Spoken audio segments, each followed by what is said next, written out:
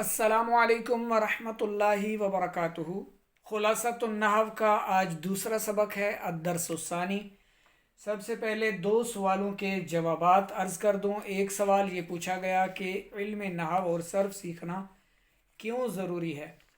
इसलिए कि हम कुरान व हदीस को दुरुस्त समझ सकें और उसमें जो आराबी गलतियां हैं, इसलिए यानी ज़रूरी है कि उसके ज़बर ज़ेर पेश तनवीन और दीगर जो उसके अंदर माना करने के एतबार से या पढ़ने के हवाले से गलतियां हो जाती हैं, जहन को उन गलतियों से बचाना। इसलिए जो है इल्म सर्फ और इल्म नहव सीखा जाता है। चूँकि इल्म नहव के ज़रिए एराब का यानी कलिमा के आखिरी जो एराब होते हैं, ज़बर ज़ेर पेश हो या दो ज़बर दो ज़ेर दो पेश हो, उन एराब की हालत को जानने का इल्म इससे मिलता है हमें, इल्म नहव से। तो इसलिए इसको जो है वो सीखना ज़रूरी है, इल्म नहव और इल्म सर्फ, तो ताकि हम गलती ना करें पढ़ने में या तर्जमा करने में। और दूसरा सवाल था ये जो लफ्ज़ है बामानी और बेमानी। तो जो बामानी लफ्ज़ होता है उसे मीनिंगफुल कहते हैं इंग्लिश में, अंग्रेज़ी में मीनिंगफुल, जिसका कोई माना हो। उसे मौजू भी कहते हैं, मुस्तामिल भी, कि वो इस्तेमाल में लाया जाता है जिससे हम बोलते हैं, बातचीत करते हैं। जैसे मैं बातें कर रहा हूँ, आपको समझ में आ रहा है, तो ये सारी बातें मीनिंगफुल हैं और बामानी लफ्ज़ अदा हो रहे हैं। और जैसे एक कपड़ा शपड़ा, रोटी शोटी, दीवार शिवार, ऐसे जैसे ये शिवार है, छुरी शुरी, शुरी शिवार, ये जो दूसरे लफ्ज़ हैं ना, ये मोहमल, तो मीनिंगलेस जिन्हें इंग्लिश में कहते हैं। तो बामानी और बेमानी, यानी बामानी जो होता है वो मुस्तामिल होता है, बेमानी फजूल होता है। तो बामानी लफ्ज़ के बाद ही वो अक्सर लिया जाता है, जहाँ किसी की आदत होती है लेने की, तो वो मीनिंगलेस लफ्ज़ भी साथ में शामिल करते हैं। हमारा कुरान और हदीस में उसकी कोई गुंजाइश नहीं है, लिहाजा उससे सीखने की हमें कोई ज़रूरत नहीं, इसलिए मैंने उस पर कांटा लगा दिया था। और अब आते हैं हम अपने सबक की तरफ। सबक नंबर 2, अद्दर्सुस्सानी। इस्म फ़ेल हर्फ और उनकी अलामात सीखते हैं। कलिमा की 3 किस्में हमने पढ़ी, इस्म फ़ेल और हर्फ।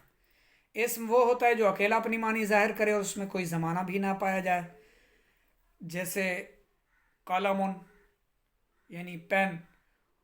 और फ़ेल वो होता है जो अकेला अपनी मानी ज़ाहिर करे और उसमें कोई ज़माना भी पाया जाए, उसे फ़ेल कहते हैं। जैसे सारा चलना, सैर करना, यसीरू वो चलता है या चलेगा, वो सैर करता है या करेगा।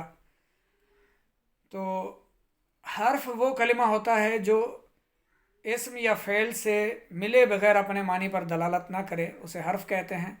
जैसे मिन, इसका मानी से है, और इला का मानी तक। ज़माने 3 हैं, माजी यानी गुज़श्ता ज़माना, हाल यानी मौजूदा ज़माना, मुस्तक़बिल यानी आइंदा ज़माना, आइंदा आने वाला वक्त, फ्यूचर।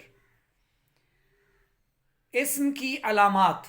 अब ये जो हमारे सामने कोई लफ्ज़ आएगा तो वो हम कैसे पहचानेंगे कि वो इस्म है या क्या है। तो इस्म की यहाँ पर 5 अलामात बयान की गई हैं। नंबर 1, अलिफ लाम का होना इस्म की अलामत है, जैसे अल किताबु, अल कलमु, अर रसूलु। ये अर रसूलु, रा के पहले, रा से पहले भी लाम है, अलिफ लाम। और रा क्यों नहीं पढ़ रहे हम, आप समझ गए होंगे अगर आपने हरूफ कमरिया और हरूफ शमसिया अगर आपने याद किए हैं तो आप समझ गए होंगे इस लाम को रा में क्यों मुदगम किया जा रहा है। अर रसूलु अलिफ लाम दाखिल है, तो ये इस्म की अलामत है। और इसकी दूसरी अलामत है हर्फ जर का होना, जैसे फ़ी क्या है, हर्फ जर है, फ़ी दारी, घर में। तीसरा इस्म की अलामत है कि जर का होना, यानी उस इस्म के ऊपर ही जर हो। जर क्या है, आपने शुरू में पढ़ा था इस्तिलाहात में, 2 ज़बर 2 ज़ेर 2 पेश से मुतल्लिक जब आपको समझाया गया था, तो 2 ज़ेर को या 1 ज़ेर को जर कहते हैं। तो जर जो है उस इस्म पर हो, जैसे वालदु ज़ैदिन, یہاں پر مثال بھی دی گئی ہے، والدو زیدن، زید کا لڑکا، تو زید مضاف الیہ ہے اور والدو جو ہے یہ مضاف ہے۔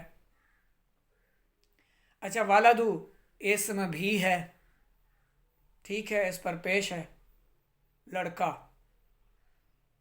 تو چوتھی قسم جو ہے تنوین کا ہونا، اسم پر تنوین کا ہونا، جیسے راجلن، یہ دو پیش کیا ہے؟ تنوین ہے، اور جس حرف پر تنوین ہو اسے منون کہتے ہیں۔ اب یہاں لام منون ہے، راجلن دو پیش۔ ہم جو سمجھ رہے ہیں وہ یہ کہ اسم کی علامات کون کون سی ہیں، ایک الف لام کا ہونا، حرف جر کا ہونا، خود اس اسم پر جر کا ہونا، اور چوتھے نمبر پر تنوین کا ہونا، جیسے رجل، خالد، حامد، محمود، ٹھیک ہے۔ نمبر 5 پر ہے گول تا کا ہونا، جیسے فاطمہ تو، آخر میں یہ تا جو ہے یہ گول تا ہے، قراصۃ، گول تا آئی ہوئی ہے، تو گول تا ہو، جو اسم گول تا پر ختم ہو رہا ہو تو وہ بھی یعنی اسم کی علامت ہے، وہ اسم ہوتا ہے۔ اچھا، اس میں ایک اور چیز ذہن نشین کر لیں، اسم میں ایک وقت میں یعنی جب اسم لکھا ہوا ہو تو الف لام اور تنوین ایک ساتھ اس میں نہیں آ سکتے، یعنی الف لام آئے گا تو تنوین نہیں ہوگی، تنوین ہوگی تو الف لام نہیں ہوگا۔